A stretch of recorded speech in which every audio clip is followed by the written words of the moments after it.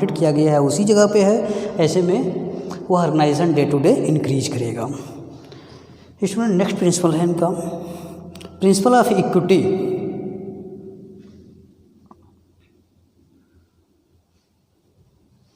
Principal of equity, there is no any difference between employee.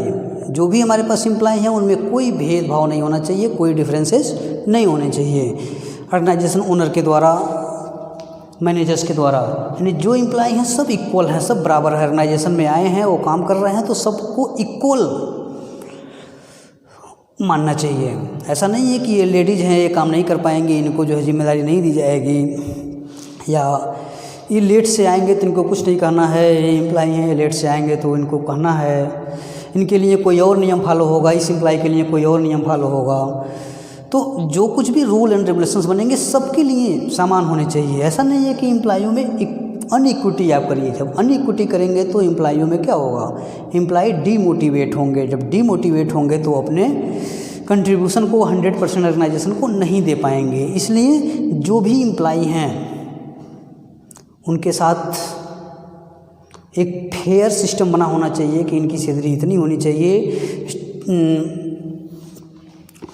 छुट्टी लेने का तरीका क्या होना चाहिए, इंक्रीमेंट का तरीका क्या होना चाहिए, यानी एक फेयर सिस्टम बनना चाहिए सारे एम्प्लॉइयों के साथ। ऐसा नहीं है कोई विशेष एम्प्लॉई है तो उसके लिए आप कुछ और करिए, कोई और एम्प्लॉई है तो उसके लिए कुछ और करिए। किसी एम्प्लॉई को विशेष परमिशन दे दीजिए कि आप ये काम कर सकते हैं, आप ये काम कर सकते हैं, और किसी एम्प्लॉई जो उससे ज़्यादा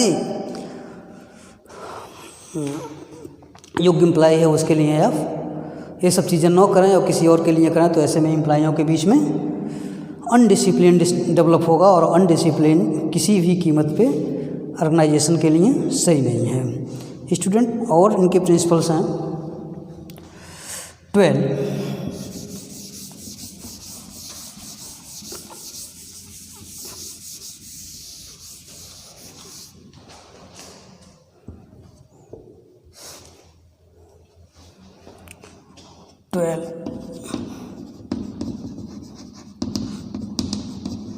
stability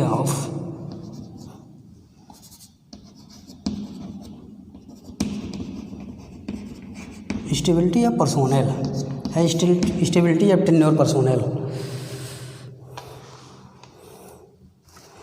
student, according to this principle management must provide the feeling of job security among the employee. Feeling of job security among the employee, यानी एम्प्लॉइयों में अपने जॉब को लेकर के सिक्योरिटी होना चाहिए। वो अनसिक्योर न रहें कि हम आज काम कर रहे हैं कल हटा दिए जाएंगे, हमारी नौकरी केवल 1 महीने के लिए है, 2 महीने के लिए है। अगर एम्प्लॉइयों में इस तरह की अनसिक्योरिटी रहेगी तो अपना बेस्ट ऑर्गेनाइजेशन को नहीं दे पाएंगे। इसलिए मिस्टर हेनरी फॉल ने कहा है कि job security among the employee, एम्प्लॉइयों के मन में भावना होनी चाहिए कि हमारा जॉब सिक्योर है। जब उसको ये पता रहेगा हमारा जॉब सिक्योर है, हमारी सैलरी सिक्योर है, हमारा ऑर्गेनाइजेशन ओनर इक्विटी प्रिंसिपल को फॉलो करता है, स्केलर चेन फॉलो होता है, वर्किंग कंडीशन सही हैं, तो ऐसे में एम्प्लॉई उस ऑर्गेनाइजेशन में लॉन्ग टाइम तक बने रहेंगे। अगर एम्प्लॉइयों का बार बार टर्मिनेट किया जा रहा है, टेन्योर ऑफ एम्प्लॉई या टर्नओवर ऑफ एम्प्लॉई, बार बार एम्प्लॉइयों को हम बदल रहे हैं, तो ऐसे में सोशल में, समाज में एक बैड इफेक्ट जाएगा कि इस ऑर्गेनाइजेशन की एम्प्लॉई बार बार बदल दिए जाते हैं, कोई ना कोई डीमेरिट इस ऑर्गेनाइजेशन में है। तो ऐसे में एम्प्लॉइयों को लंबे समय तक उस ऑर्गेनाइजेशन में बने रहना चाहिए। ऑर्गेनाइजेशन ओनर का प्रयास होना चाहिए जो हमारा एम्प्लॉई है वो ऑर्गेनाइजेशन में एक लंबे समय तक बना रहे। तभी बना रहेगा जब एम्प्लॉइयों को लगेगा कि हमारी जॉब सिक्योर है। Students, not only turnover of employee, मतलब बार बार एम्प्लॉइयाँ बदलना ही नहीं, बार बार उनको रोटेट भी ना किया जाए, मीन्स इस डिपार्टमेंट से निकाल करके उस डिपार्टमेंट में किया जाए। चलिए आप परचेजिंग देखते थे या मार्केटिंग में जाइए, मार्केटिंग देखते थे या फाइनेंस में जाइए। इस तरह से यदि उनको हम बार बार रोटेट करेंगे तब भी उसका बैड इफेक्ट ऑर्गेनाइजेशन पे पड़ेगा।